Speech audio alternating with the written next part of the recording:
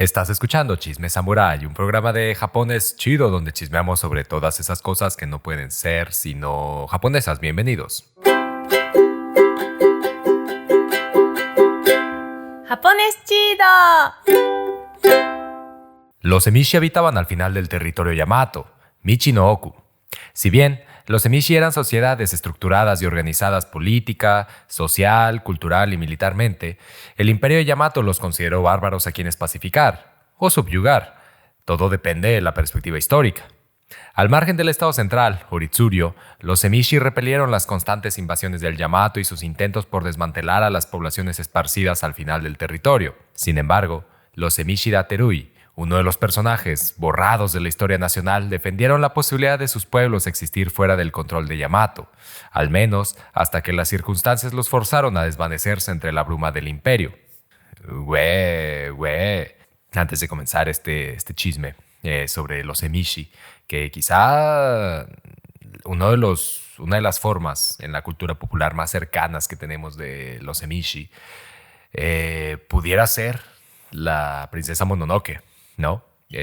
Por ahí tenemos un capítulo donde hablamos sobre la princesa Mononoke y se hacen hago un par de reflexiones con respecto a la figura de Astaka, ¿no? Y los suyos, ¿no? Su pueblo, como una figuración de los emishi, ¿no? Digamos que lo propone desde un principio la misma película, los estudios Ghibli, Miyazaki, ¿no? Lo pone ahí sobre la mesa, lo deja ahí. Antes de ir a ese episodio, a sumergirnos dentro de la historia de los emishi, el agradecimiento perpetuo a la bandita del Patreon que hasta ahora nos ha estado apoyando, a la bandita del Patreon que desde tiempos inmemoriales, como los emishi, han estado ahí aguantando la cooperativa del chisme y nos han apoyado a que el chisme pues siga sucediendo. Y el agradecimiento a la banda que se suma recientemente. Eso,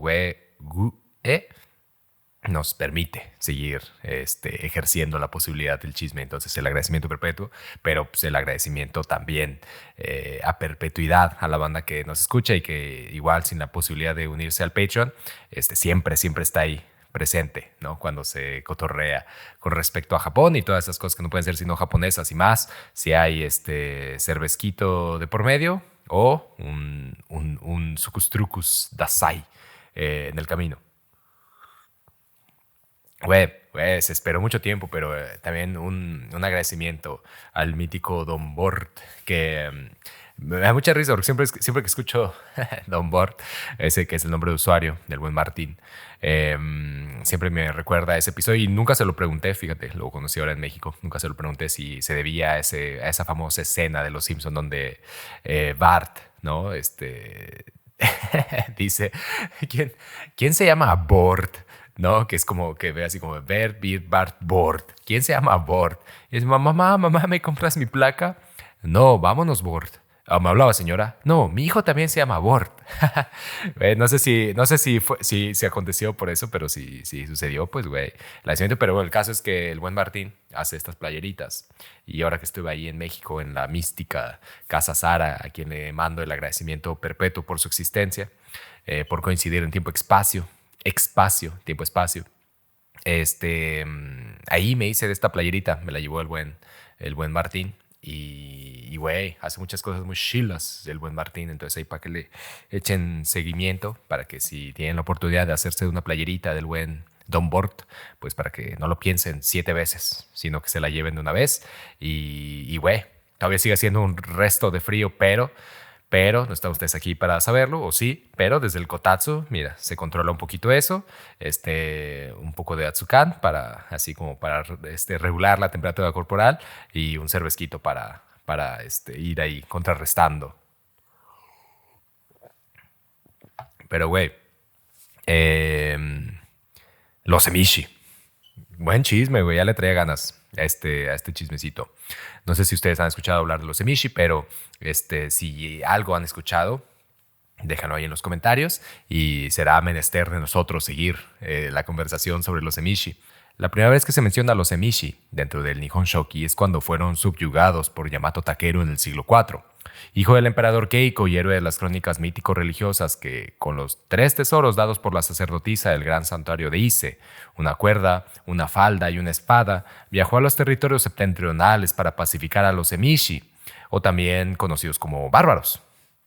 La segunda vez que se habla de los emishi en el Nihon Shoki es cuando los emisarios del Estado Central llevaron un par de emishi, un hombre y una mujer, a la corte del emperador Tang en China en el siglo VII, donde los emisarios explicaron que hay 3 tipos de emishi y que todos ellos habitan fuera de los márgenes del Estado Central de Yamato. Los emishi eran pobladores de la zona oriental en la isla principal de Honshu, lo que hoy se conoce como Tohoku. Étnicamente, a partir del periodo Jomon, es decir, por ahí del 14.500 a.C.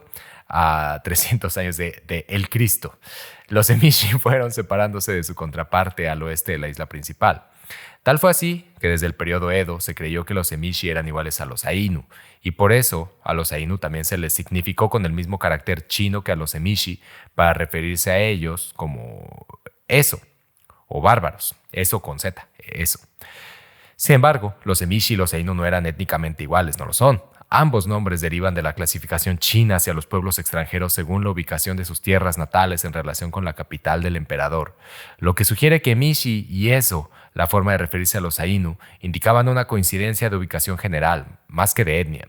Hasta la fecha, el debate sobre los orígenes étnicos de los emishi no ha sido concluyente, pero la cuestión también es en gran medida discutible. Como observó Takashi Tomio en su texto Emishi, un examen minucioso del uso de emishi en las fuentes de los siglos VII y VIII demuestra que el apelativo era político, no antropológico, y que se refería a los pueblos que aún estaban fuera del sistema político de Yamato, sin tener en cuenta la raza. O, en otras palabras, los emishi podían o no ser étnicamente diferentes de los japoneses, esto entrecomilladamente, del Yamato. Pero esta diferencia, aunque no existiera, tenía poca o ninguna influencia en su relación con el Estado imperial. La corte imperial estableció la primera capital permanente cerca de la actual ciudad de Nara, en el 710. Al Estado central se le llamó Ritsuryo, una estructura gubernamental de códigos criminales y administrativos que, basada en distintos edictos, fue tomando forma a partir de la China de Tang. El territorio se dividió en provincias, distritos y pueblos, y su control se le asignó a clanes, los cuales no necesariamente estaban emparentados en el estricto sentido sanguíneo, familiar, sino que eran grupos de poder regional de donde se desprendían oficiales del gobierno. Sobre la tierra, el Ritsuryo dictaba que era propiedad del Estado. La mayor parte de la tierra se redistribuía equitativamente entre la chaviza, pero aparte de eso, se entregaban tierras con un determinado rendimiento anual a burócratas y otras personas de alto rango como estipendios y a santuarios sintoístas y templos budistas como fuentes de ingresos. Las tierras, que no fueran arrozales, se dejaban a los particulares para que las utilizaran como quisieran. Era necesario abrir nuevos arrozales como medio de abastecer a una población en aumento, pero el sistema Ritsuryo no preveía adecuadamente este proceso. De hecho, el complejo sistema de impuestos y asignaciones desalentaba la fuerte inversión necesaria para abrir nuevos arrozales. Finalmente, el gobierno tuvo que fomentar la apertura de nuevas tierras ofreciendo incentivos. Así que en 743 se modificó la ley para permitir la posesión privada permanente de la tierra por parte de la persona que la hubiera puesto primero en cultivo. Como resultado, los aristócratas y los santuarios y templos se pusieron a cultivar la tierra para aumentar sus propios territorios de propiedad privada. Esto significó que juntos, clanes o familias regionales junto con diversos grupos campesinos buscaron expandir el territorio, lo que a su vez los volvió a las garras y dientes del Estado central con respecto a los bárbaros fuera del territorio. Ese lugar fuera del territorio era el tercio noreste de Honshu, llamado Mutsu y Dewa, lo que hoy es Aomori, Iwate, Fukushima, Miyagi, Akita, lo que el Ritsuryo también denominaba como lo fuera de lo transformado, o Kegai, o Kyogai, es decir, fuera de los límites. Esto está interesante porque en realidad, digamos que una de las razones por las que el Ritsuryo, el Estado central, tuvo la necesidad de expandirse, ¿no?, hacia estos territorios fue precisamente por la forma de administrar la tierra, ¿no? Es decir, ya existían familias que tenían, digamos que cierto control establecido en los lugares más céntricos, digamos en lo que sería la capital de entonces, lo que hoy es Nara, y sus alrededores. Sin embargo, digamos que esta posibilidad, ¿no?, y sobre todo la asignación de poder particular a ciertas familias, hizo que poco a poco hubiera en la expansión del territorio una nueva forma de riqueza. Es decir, el Estado lo permitía, ¿no? Lo llega a permitir. Y entonces, a partir de ahí se genera como una sensación de que esa tierra fuera del control, fuera de lo transformado, ¿no? Que ha escapado de alguna u otra manera a las políticas del Estado central, pueda ser entonces un lugar donde la expansión del control, la privatización, ¿no? Todo eso esté todavía por suceder, es decir, pueda acontecer, ¿no? Sin desequilibrar y sin generar un desbalance ni un desconfort, ¿no? Ni una desarmonización, si es que existe la palabra, porque no sé, dentro del Estado central, ¿no? Es decir, todavía hay espacio para crecer afuera, ¿no? Y entonces es hacia allá donde vamos a tirar, porque además ahí para entonces familias que, por ejemplo, estaban a cargo de puestos de control sobre los ríos, ¿no? O había familias que estaban encargadas de los establos con relación a la corte, ¿no? O así, ¿no? Y entonces eso obviamente empezaba a generar como ciertos grupos de poder que tenían la posibilidad de aspirar a eso, ¿no? De aspirar a crecer en poder, de aspirar a crecer en posesión de territorio. Entonces, digamos que de ahí hay una necesidad muy clara, ¿no? En la posibilidad de expandirse hacia los territorios llamados Mutsu y Dewa, entonces, que hoy es Aomori, Iwate, Fukushima, Miyagi, Akita, etcétera, eso que llamamos Tohoku, ¿no? Hasta allá, más arriba de Tokio, que era territorio de distintos pueblos emishi, ¿no? Que literal para quienes establecen el nombre emishi, significa bárbaro. A partir de 774, la corte se embarcó en una subyugación militar del noreste por transformar estas regiones que duró 4 décadas. Al menos 10 ocasiones, entre 774 y 811, ejércitos expedicionarios marcharon hacia el norte para pacificar a los emishi con victorias y derrotas. Sin embargo, las últimas campañas bajo el mando de Sakanoue Tamuramuro en 801 y Funya no Watamaru en 811 fueron declaradas exitosas y la corte consideró pacificados los emishi. A pesar de que todavía sustancial autonomía de los bárbaros rendidos y los consiguientes problemas que esto planteó al Estado hasta los principios de Kamakura, es decir, todavía bastante trecho, ¿no? Es decir, todavía cuando la capital se mueve a Kioto, ¿no? Aunque las crónicas oficiales de la corte tratan la época de pacificación de 774 a 811 como un capítulo importante de la historia del régimen, estas son discretas. Lo cual nos deja pensando cómo fue que los emishi lograron resistir tanto tiempo, ¿no? Si es que el Estado central tenía ese peso militar tan prominente. Si esto se debe a la incompetencia de los ejércitos imperiales o, por el contrario, a las habilidades de lucha de los emishi.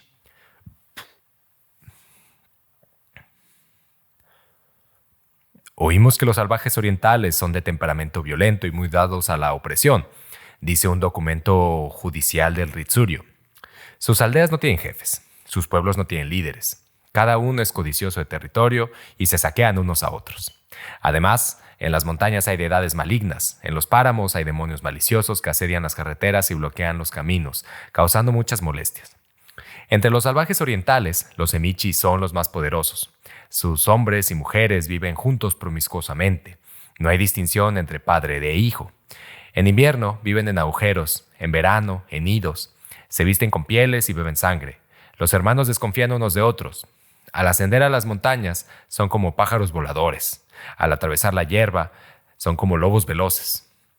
Cuando reciben un favor, lo olvidan, pero si se les hace una injuria, nunca dejan de vengarse. Desde la antigüedad no se han empapado de las influencias civilizadoras de un emperador. A pesar de estas opiniones, investigadoras modernas saben que los emishi vivían de forma bastante menos primitiva que lo que sugiere este pasaje. Las pruebas arqueológicas indican que la cultura agraria yayoi, que parece haber comenzado en el oeste, apareció 1 o 2 siglos más tarde que en los extremos septentrionales de Honshu, lo que deja pocas dudas de que en tiempos históricos los habitantes del noreste habían alcanzado un nivel de civilización comparable al de los pobladores del Yamato. Por otro lado, la cultura emishi difería considerablemente de su vecina Yamato. Para empezar, Aún después de haber adoptado la agricultura del arroz, los emishi seguían dependiendo mucho más de la caza y la pesca que los pueblos del centro y el oeste de Japón. Además, parece que hablaban una lengua distinta, o al menos así lo dicen los intérpretes adscritos a los ejércitos de sometimiento del siglo VIII. Esto está loco porque claro, ¿no? Digamos que esta sensación de que eh, lo hemos mencionado, se mencionó en el cotorreo de la Tokidoki Hakusho en México, ¿no? Esta idea de que en realidad la configuración del Estado central ha sido en torno al arroz, pues tiene sus dejos de eh, centralidad imperial, ¿no? Es decir, había zonas todavía, ¿no? del territorio que no se regían por esa misma lógica, ¿no? de la plantación de arroz o de la tenencia de la tierra, porque pues justamente como lo explicaba al principio, ¿no? la tenencia de la tierra implica cierto control, ¿no? Control no privado, no personal, es decir, no soy yo quien controla la tierra, sí la controlo yo, pero a partir de ahí se vincula, ¿no? a impuestos, se vincula a un código, se vincula a edictos, que sea lo que sea, le da el control al Estado central. Entonces, me parece, de entrada eso me parece muy interesante, ¿no? Que la configuración territorial sea distinta entre los pueblos emishi, llamados emishi, que habría que reconsiderar esa también, ¿no? esa forma de narrar la versión si hubiera, ¿no? si pudiéramos replantear, ¿no? quizá los pueblos emishi no se autoconsideran así mismos, los bárbaros, ¿no? Somos los que estamos fuera, güey, somos los bárbaros. Habría que reconsiderar eso. ¿No? Pero digamos que de entrada me parece muy interesante que así suceda, ¿no? que encontrar estas diferencias, ¿no? en la forma de estructurar las sociedades. La sociedad de Mishi estaba organizada en tribus o clanes, cada una de ellas asentadas en un territorio, denominado aldea, o pueblo, o mura, en las fuentes japonesas. Esto se comparaba en tamaño a los distritos Kori o Gun del estado Ritsuryo. Cada aldea o pueblo funcionaba independientemente a las demás. Cuando era necesario, los pueblos emparentados podían unirse en federaciones efímeras, pero la estructura de los pueblos o tribal permanecía intacta dentro de la organización mayor. En otras ocasiones, incluso pueblos emparentados se enfrentaban regularmente, hasta entraban en guerra entre sí. Los pueblos y clanes reconocían líderes distintos para las actividades en tiempos de paz y en tiempos de guerra. Dado que las funciones del jefe de guerra implicaban la supervivencia misma del grupo, normalmente gozaban de mayor autoridad y estatus que el líder en tiempos de paz. En un principio, estos puestos de liderazgo no parecían hereditarios, sino que se elegía a las personas más cualificadas según las necesidades. La organización de Mishi llevó a que el Estado central basara sus esfuerzos por absorberlos a partir de tres cosas: la declaración formal de jurisdicción, la colonización y la cooptación de los líderes emishi. El Estado central puso puestos de control en las fronteras, los cuales llamó Ki. Si bien no eran fortalezas armadas, tenían por objetivo dar presencia administrativa del Estado central en el territorio, todavía fuera de la transformación, ¿no? del Estado central. En una segunda fase, puso casas en territorio emishi y ocupó estos territorios con pobladores provenientes del Yamato, a quienes rodeó con estructuras defensivas y posicionamiento de tropas oficiales para que defendieran a sus ocupantes en caso de peligro. A las estructuras defensivas se les llamó cuarteles de paz, y a las tropas desplegadas en las fronteras y los territorios emishi se les llamó chinpei, es decir, soldados pacificadores. Le sonará quizá en estos tiempos que corren, ¿no? a las lógicas imperiales del sionismo, a las lógicas capitalistas, ¿no?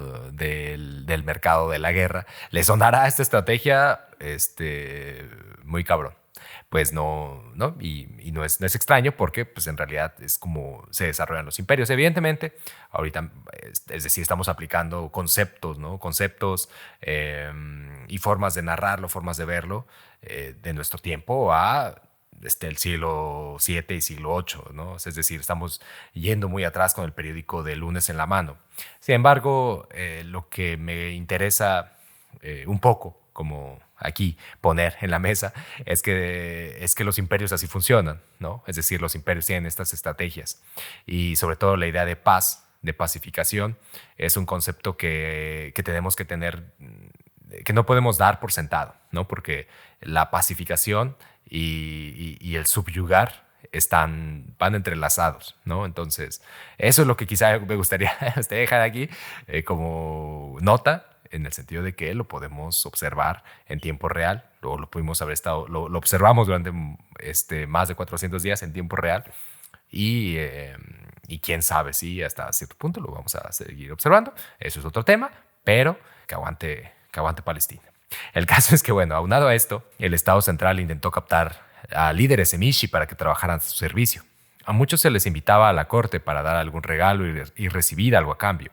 A otros se les daban títulos políticos, como líderes de aldeas o territorios en Yamato.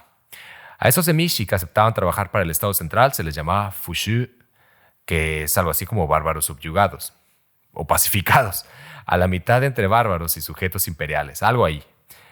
A ellos se les consideraba que habían sido transformados, pero no eran parte del sistema de impuestos y reciprocidad del Estado. Ahí es como una especie de elección viva, ¿no? Para esa banda que dice como de, ay, no, sí, ojalá los Estados Unidos de Norteamérica nos absorban, porque entonces vamos a ser sujetos del derecho estadounidense, ¿no? Como si fueras a obtener, ¿no?, los mismos beneficios y las mismas, como si fueras a ser considerado, ¿no?, un subyugado completo, ¿no?, un pacificado completo. Pues muy probablemente no, muy probablemente la banda que aspira a esa posibilidad quedará siempre a la mitad, ¿no?, como ese superhombre la versión distinta, ¿no?, de ese superhombre que veía Nietzsche, como una cuerda tendida entre la bestia y el hombre. El hombre como una cuerda, en algún momento como una cuerda tendida entre el superhombre y la bestia. Así probablemente quedarán, ¿no?, la banda que aspire a ser dominado por el gran imperio. Así se les subyugaba, ¿no?, a los emishi. Se les garantizaba, cuando se intentaba cooptar, ¿no?, a los líderes, se les garantizaba la posibilidad de pertenencia, se les garantizaba también una tierra para cultivar, pero se les consideraba eso, ¿no?, que habían sido pacificados, unos bárbaros pacificados o subyugados, y que por lo tanto, al tener ese registro familiar, pues no podían acceder, ¿no?, por completo a los derechos en el Estado mismo. Es decir, no entraban al sistema de impuestos y reciprocidad, pero eso no significara que no tuvieran que pagar impuestos. Los tenían que pagar, ¿no?, de otras formas, que quizá tenían que ver más bien con el servicio militar, algo que implantó el Risurio. Poco a poco, la invasión y presencia del Estado central en el territorio emishi puso en riesgo la existencia de sus comunidades, pero también extendió un rango de posibilidades administrativas y políticas mediante la presencia de figuras emishi en territorios del Estado central, a la vez que esto provocó que otros grupos emishi se organizaran al margen de sus líderes absorbidos por la estructura del Estado central y encontraran otras formas de resistir y ocupar sus territorios. Una de estas formas fue matar a gobernantes provinciales, lo que llevó al Estado central a una arremetida militar frontal en el año 709, que no conllevó un triunfo en realidad relevante. Luego, en 737, se encomendó al Shinju Shogun, o general a cargo de subyugar a los bárbaros, en ese entonces Ono no Asumabito, construir un camino que pudiera conectar mejor la provincia de Mutsu con los de los puntos de seguridad o fortalezas construidos en las fronteras de Taga y Dewa. De hecho, como paréntesis, esta es la razón por la que se crea el puesto de shogun. Por ahí está en la planificación del esquema del chisme samurái, un programa dedicado al shogun, ¿no? Y de hecho se menciona en el chisme que tenemos, Chisme sin Cohesión, para la bandita de Patreon, se hace una mención en torno al shogun cuando hablamos de la serie de Shogun de Sanada, de Hiroyuki Sanada, un poco sobre el término, ¿no?, de dónde viene, dónde nace y bla, bla, bla. Y pues tiene su origen aquí, porque en realidad pues, shogun es eso, ¿no? Es el comandante en jefe de las fuerzas expedicionarias para exterminar a los bárbaros. ¿Y quiénes eran los bárbaros? Sino en este caso los emishi. Ahorita que justamente mencionaba, ¿no?, la frontera de Taga y Dewa. Y digo Taga, o sea, en particular dejo ahí como el Taga en particular, que está en la prefectura de Miyagi, porque hay una página web donde se habla de Taga como el corazón de Tohoku. Y en esa página web, o sea, se habla del punto turístico como el castillo, que en realidad era una empalizada, pero que queda, ¿no? Como el registro de que ahí hubo un castillo o una fortaleza. Y en la página web dice el punto de paz o pacificación del territorio central, ¿no? El corazón de Hokoku, de Tohoku, el punto de paz o pacificación del territorio central. Eso me parece muy loco porque es como de, güey, o sea, vaya, ¿no? O sea, incluso a pesar de que el tiempo ha pasado, eh, la forma en la que la historia, ¿no?, se cuenta sigue siendo tendenciosamente esa, ¿no? La de pacificación, ¿no? Y que a partir de aquí se considera como, ¿no?, el nacimiento de Tohoku, ¿no? Es decir, el nacimiento del control o de la toma del territorio, que a la larga pasará a ser Tohoku, dejará de ser, ¿no?, Mutsuidewa y empezará a ser Tohoku. Debido a que la acción militar trae penurias a la gente, hemos valorado durante mucho tiempo la amplia virtud que abarca la paz y hemos evitado la guerra. Pero un informe de nuestros generales deja claro que los bárbaros no han enmendado sus salvajes corazones. Invaden nuestras fronteras e ignoran las instrucciones del soberano. Lo que debe hacerse no puede evitarse. Este decreto de 774 se da porque justamente es en ese año donde un jefe local que se llama Ukanume Ukutsukunamio, un jefe local de los Emishi, junta a varios pueblos, ¿no? Y entonces, digamos que desde las sombras, ¿no?, se organizan y arremeten en la frontera contra estos puntos, ¿no? Contra de Taga, contra la provincia de Mutsu, ¿no?, que está específicamente en la frontera. Y entonces logran vencer, ¿no? Logran hacer que las fuerzas expedicionarias no avancen y además logran cortar la comunicación entre el Estado central y su ejército. Y eso levanta un cuestionamiento, que es cómo es que se manejan el ejército, ¿no?, dentro del Yamato. Como que levanta esa duda. A partir de ahí se pone ese decreto que acabo de leer. Los códigos crearon un elaborado aparato militar y policial centrado en una milicia compuesta principalmente por súbditos reclutados como parte de sus obligaciones fiscales e inscritos en regimientos provisionales o gundan. La mayoría de las tropas inscritas en esta milicia pasaban la mayor parte del año cultivando sus propios campos y eran llamadas en rotación para entrenamiento y o servicio. En tiempos de guerra se formaba una fuerza expedicionaria con los regimientos provisionales movilizados temporalmente. Esto bajo el mando de oficiales de Estado Mayor con comisiones temporales. A final de la campaña, los cargos de los oficiales expiraban, el ejército se disolvía y las tropas regresaban a sus hogares. En este sistema basado en la milicia permitía a la relativamente subdesarrollada infraestructura económica del Yamato reunir fuerzas de combate a gran escala cuando fuera necesario. Esto sin destruir por completo su base agrícola, quienes eran el cuerpo militar. La fuerza expedicionaria se componía de uno o más ejércitos de tamaño variable. Cada ejército estaba mandado por un general, o shogun, asistido por un número variable de tenientes generales, fukushogun, generales de división, gunken, generales de brigada, gunsi, y mayores, rokuji. Cuando se reunían 3 o más ejércitos de este tipo, se designaba a un mariscal de campo, que era el taishigun, para que él comandara toda la fuerza expedicionaria. Estos mariscales de campo, o taishigun, los generales, sus subordinados, todos ellos eran nobles que ocupaban cargos civiles dentro del gobierno, dentro de la corte. No eran oficiales militares ni tenían una especialización en la guerra como tal. Tácticamente, en los ejércitos imperiales predominaba la infantería ligera que luchaba con arco y flecha desde detrás de escudos portátiles de madera. A estos arqueros se sumaban otros soldados de infantería que portaban lanzas, caballería ligera con arco y una misteriosa pieza de artillería llamada Oyumi-Odo, que parecía ser una especie de ballesta montada sobre una plataforma.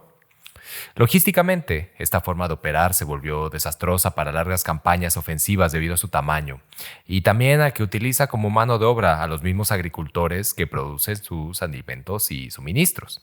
Eso pues definitivamente no es rentable. Y sale, por ejemplo, evidentemente es un tiempo distinto, pero como visualmente me parece que se puede ver muy bien en la película de como unos de Trono de Sangre, se llama Trono de Sangre, de Akira Kurosawa, ¿no? En ese momento donde hay un par de escenas en particular cuando está este güey, ¿no? Así como ya regocijándose en su nuevo puesto en la torre, creo que es la torre este o la torre oeste, no sé. Eh, y a las puertas del castillo o de su fortaleza o de su nuevo centro de mando están estos campesinos, ¿no? Ahí y llegan, entran las fuerzas y no sé qué. Y entonces hay un momento en el que es como de reúnan las fuerzas, ¿no? O sea, reúnan a toda la bandita que está aquí. Y es justamente eso, ¿no? El ejército que es en sí es campesino pasa a formar parte de las líneas de la fuerza militar. Durante mucho tiempo así, digamos que el Ritsuryu se organizó de esa manera, ¿no? Es decir, quienes formaban eh, el el cuerpo militar era el cuerpo campesino. Logísticamente, esta forma de operar se volvió desastrosa para largas campañas ofensivas debido a su tamaño y a que utilizaba como mano de obra a los mismos agricultores que producen los alimentos. Mientras que los ejércitos imperiales eran fuerzas mixtas, esto en cuanto a los diferentes tipos de organización, de sistemas de armas, etcétera, y que contaban con miles, incluso decenas de miles de efectivos, los emishi luchaban casi exclusivamente con caballería ligera y rara vez lo hacían en grupos de más de unos cuantos, ¿no? De unos cientos.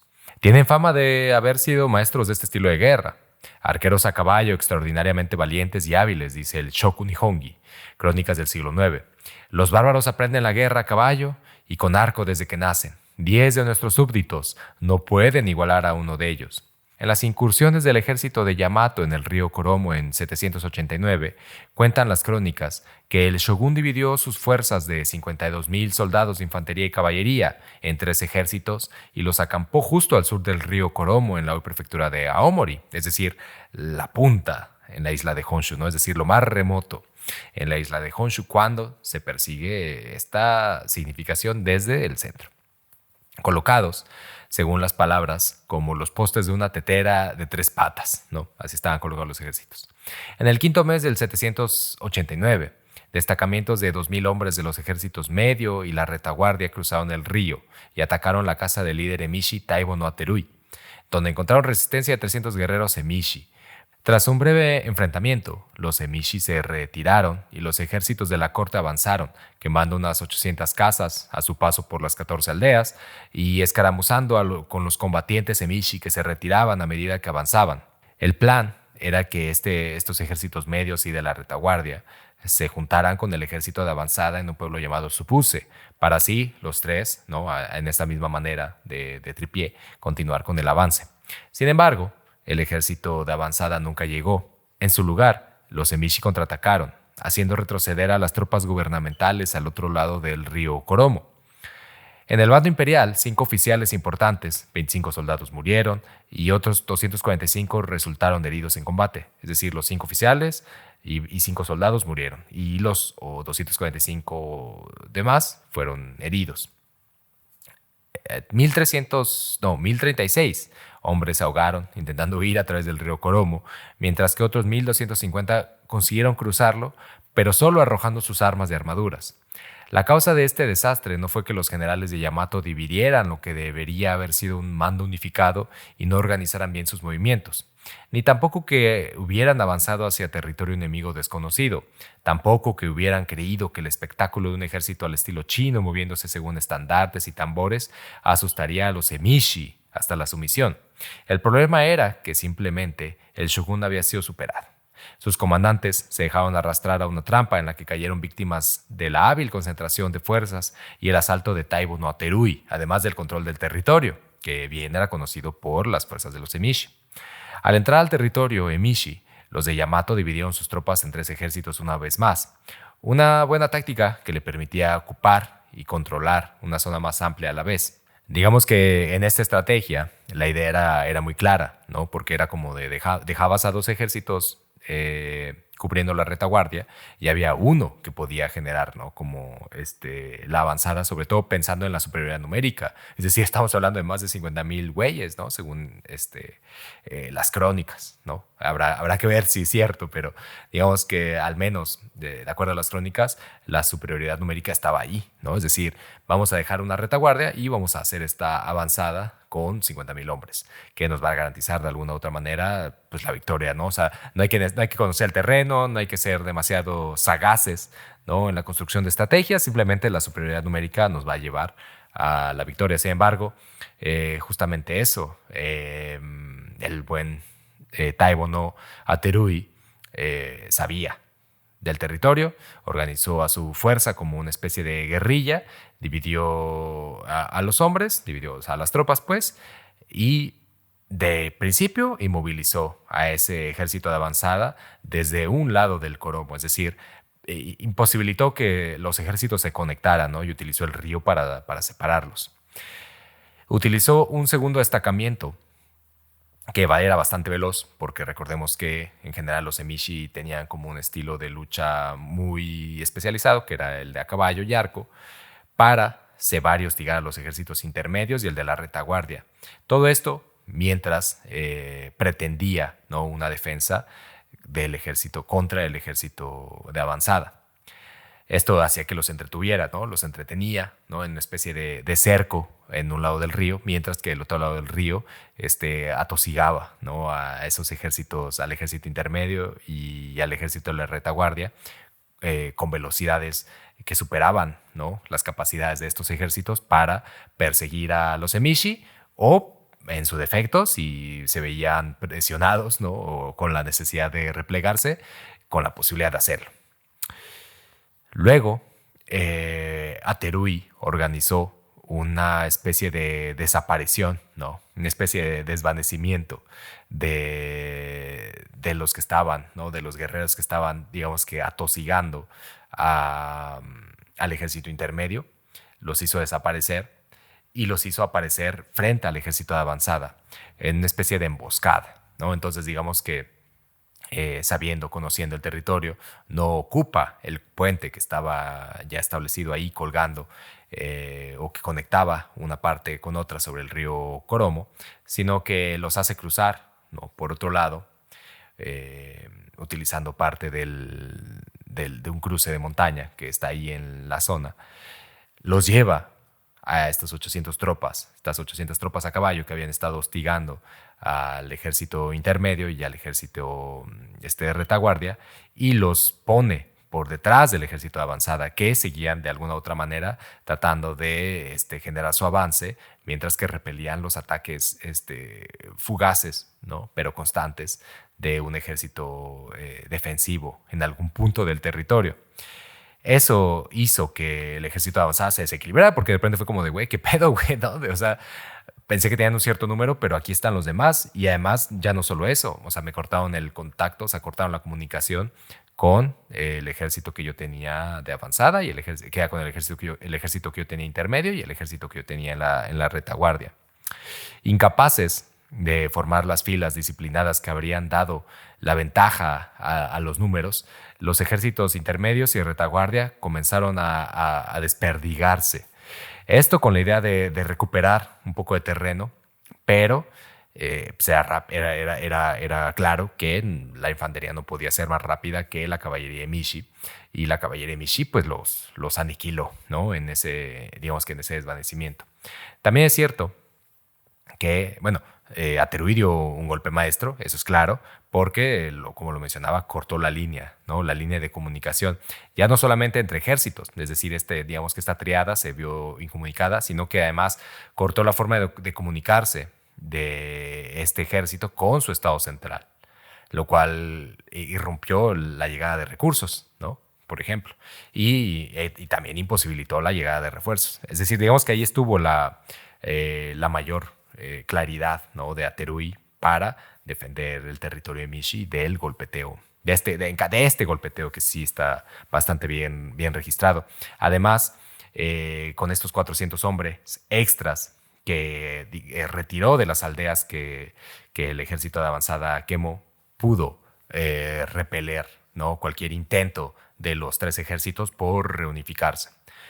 Lo cual, entonces, digamos que el sacrificio, pues estuvo, ¿no? Porque digamos que este repliegue de Aterui, pues perdió 14 aldeas, lo cual, pues, se dice fácil, ¿no? Pero hay que sacrificarlas en orden de o con tal de no poder dar cierta lucha. Y ahí quizá está como parte quizá de lo, pues de lo cuestionable, ¿no? Es decir, en realidad era necesario hacer ese sacrificio de aldeas o no había otra forma. Aquí me parece interesante, digamos que en estas pocas historias rescatadas, ¿no? de los Emishi y sobre todo de sus personajes, como es el caso de Aterui,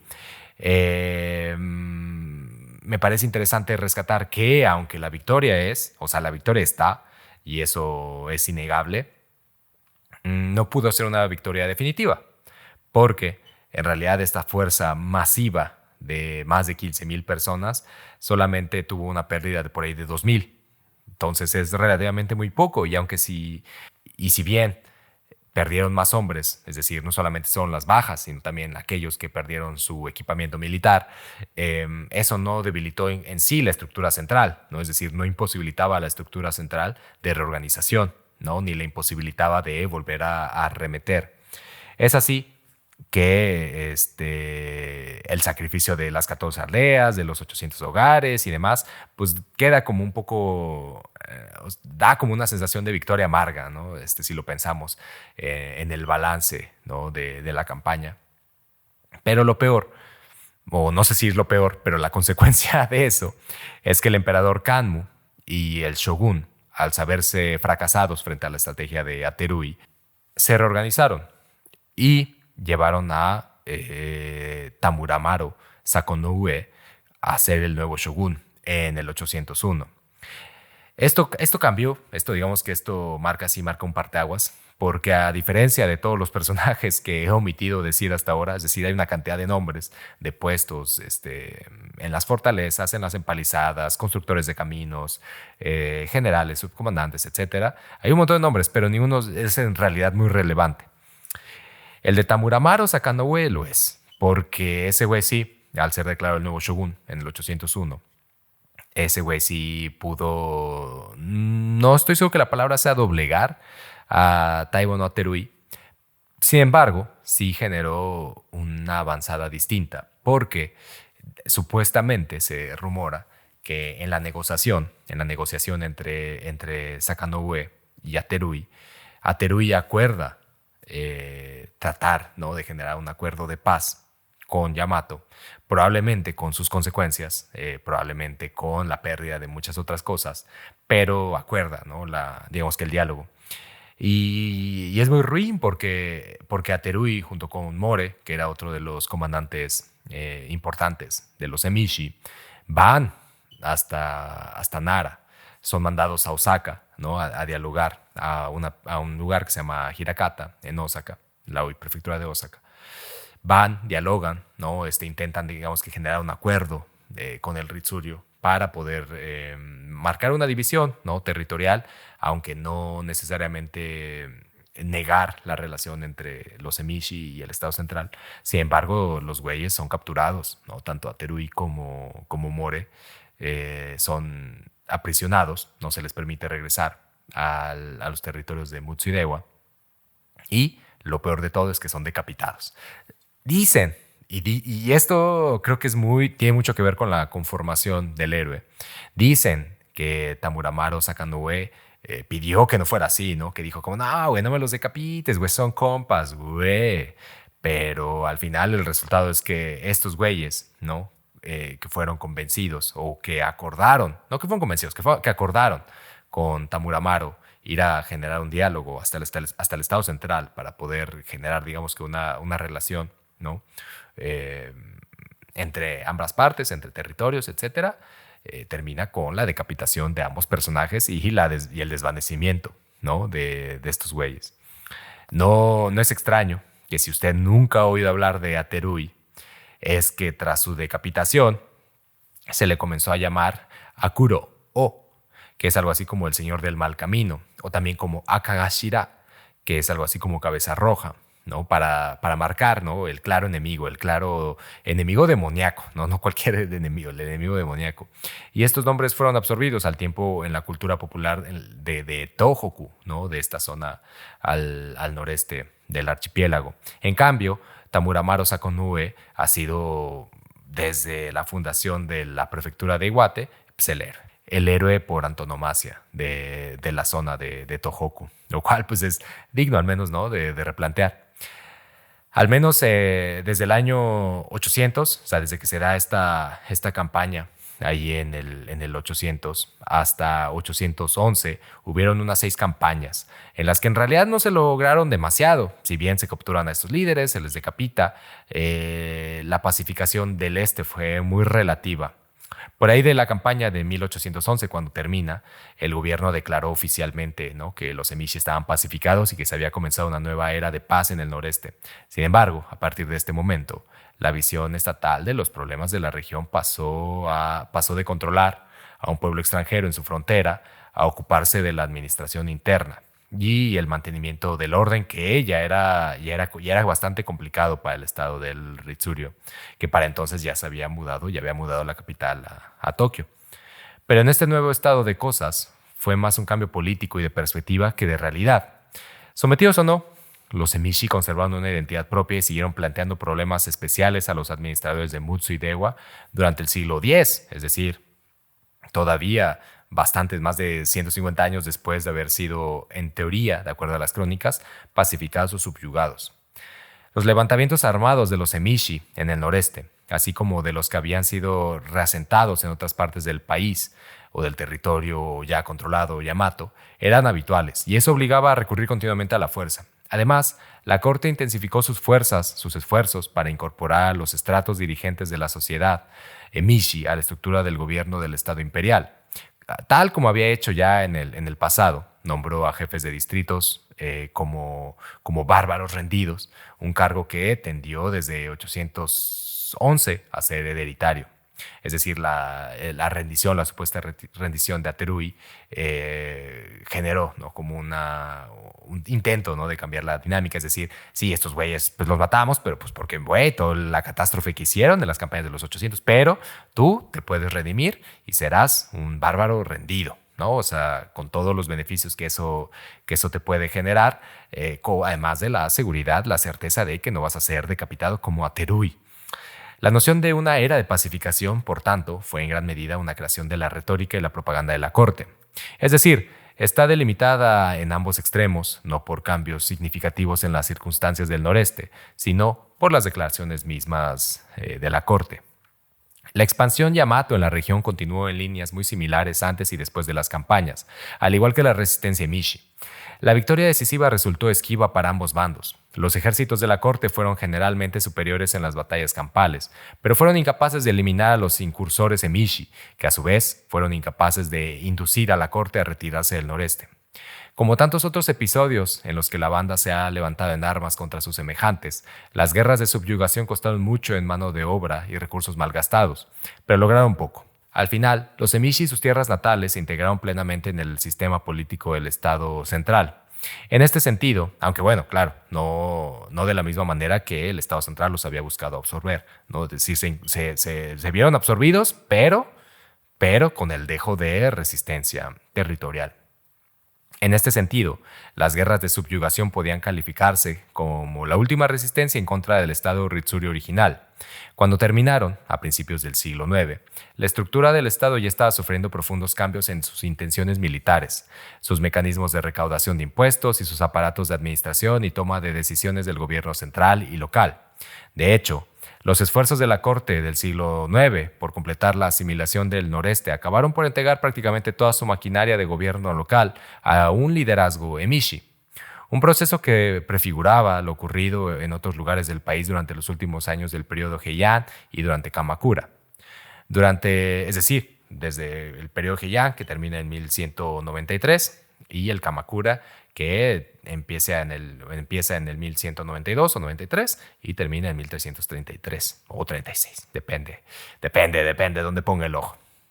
Durante los siglos X, XI y XII, las sucesivas casas de ascendencia emishi, que son los Abe, los Kiyowara, los Fujiwara, fueron capaces de establecer territorios casi autónomos en Mutsu, Iwate, Aomori y demás, que perduraron hasta la campaña septentrional de Minamoto no Yoritomo en 1189, cuando Minamoto no Yoshitsune, su hermano, recibió cobijo en lo que seguían siendo los márgenes del poder central. A partir de aquí, los emishi se desvanecieron. en el sentido de que ni su presencia ni su ausencia pueden ser localizadas. Está al final muy cagado porque digamos que el desvanecimiento de la banda Emishi no llegó durante el control del Ritsuryo, del Estado central. Digamos que sí, en la narrativa, ¿no? En la narrativa se pudo generar como una especie de desvanecimiento y con el periódico de lunes, del martes es más, ¿no? Vemos que sí, que hay eh, hubo un esfuerzo bien cumplido, ¿no? Por denominar a los emishi como tal, bárbaros, emishi, y también por generar como el desvanecimiento de la narrativa central de este grupo, de la historia, de la construcción de la historia nacional, de la identidad, etcétera, ¿no? Ponerlos justo al margen del lugar donde se genera, ¿no? El espíritu de lo japonés, ese Yamato, Damashi. Sin embargo, me parece muy, muy cagado, o sea, irónico, pues, en todo el sentido, que en realidad, aún durante el periodo Heian, ¿no? Que empieza en el siglo VIII, ¿no? Y termina en el siglo XII, con la guerra de Dan-no-ura, con ¿no? la aparición de Minamoto no Yoritomo, de Yoshitsune y demás. Es hasta ese momento, ¿no? Es hasta que Yoritomo ataca esas provincias de Tohoku, que son reconocidas como territorio, si bien no emishi en el mismo sentido que los emishi del siglo VIII, sí son regiones que parecieran distanciadas, ¿no? Del régimen central y controladas por familias que son de reconocido origen emishi, ¿no? Que en su momento era justamente eso, los Abe, los Kiyowara, Fujiwara, etcétera, etcétera, ¿no? Y entonces, en realidad, aunque la corte se esforzó por absorber, ¿no? A esas provincias, su desaparición, su desvanecimiento, no su desaparición, su desvanecimiento, en el sentido de que no puede ser localizada ni su presencia ni su ausencia, no sucede sino hasta el surgimiento de la hegemonía samurái, que pues a la larga son quienes van a delimitar, ¿no? Y van a formar como la perspectiva histórica del Japón, ¿no? Es decir, el Japón que conocemos, al menos desde ese siglo, ¿no? Desde el siglo XII hasta la restauración Meiji, bueno, y después retomado, ¿no? con la expansión del imperio, es uno donde el espíritu del Japón, de eso que podemos llamar la identidad nacional, ¿no? Y la construcción de la nación, reside en precisamente una clase samurái que no deja de ser simplemente un estrato, ¿no? Y una extracción de un largo periodo en un concepto francamente muy vaporoso, como es el Bushido y como es la idea de los samuráis, que aquí en este programa, digamos, estamos afiliados, ¿no? Al Shisme Samurai. Sin embargo, eso no nos exime de generar una perspectiva un poco más amplia, ¿no? Sobre las diferencias del archipiélago. En todo sentido, diferencias culturales, diferencias, en este caso, por ejemplo, ¿no? Si empezáramos a desintegrar las formas de pelea, ¿no? de los pueblos emishi con las formas de organizar el ejército del Estado central y después de los samuráis, diferencias hay, ¿no? Hay muchas, y me parece que la banda Emishi todavía tiene muchísimo que construir. Y así como en la película de Mononoke Hime podemos ver que se sugiere desde el principio de la película, ¿no? Un poblado desvanecido en algún lugar, ¿no? En los márgenes septentrionales de aquel imperio llamado Yamato.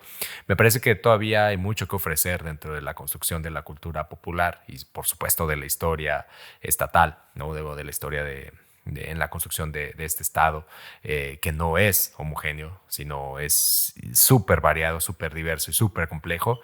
La aportación de los emishi y, por supuesto, pues de los ainu, así como de los demás grupos que hoy en día conforman el archipiélago y que en la construcción del archipiélago, la construcción generalmente histórica y con ciertos vaivenes, ¿no? En la manera en la que construimos la historia, es decir, desde qué posturas, ¿no? Vamos a construir esta historia. Yo creo que todavía hay muchísimos grupos por ahí que tienen demasiado que aportar en este entendimiento que hoy tenemos de Japón como lo que supuestamente es. Así que pues nada, ahí para que estén al tanto, ¿no? Para que ustedes también aporten a la narrativa de los emishi, que a mí me parece un tema bastante loco Sobre todo tomando en cuenta que nosotros transmitimos desde el lugar donde el Estado central asegura está el origen de la nación, ¿no? El origen del imperio, el origen de muchas cosas. Entonces a mí me parece pues siempre muy chido replantear las posibilidades de lo emishi como una disrupción a contrapelo de la conformación imperial de este país. Así pues nada, el agradecimiento perpetuo a toda la bandita que escuchó el chisme, el agradecimiento perpetuo a la bandita de Patreon. Recuerden apoyarnos en www.patreon.com/Japón es chido, donde pueden hacerse parte de nuestra cooperativa del chisme para recibir más chismecito sin cuestión sobre cine japonés y sobre animación japonesa, donde se pueden suscribir a la Tokidoki Hyakusho para escuchar más chisme y además recibir la revista que nosotros editamos. Pueden comprar directamente la revista también en www.tokidokihyakusho.com.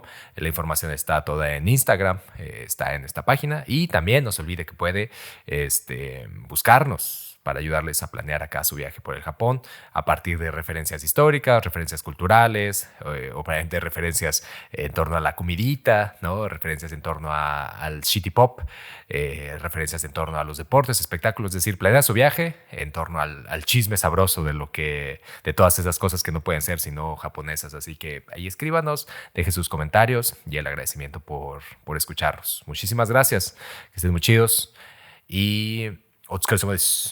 Gokuro-sama desu.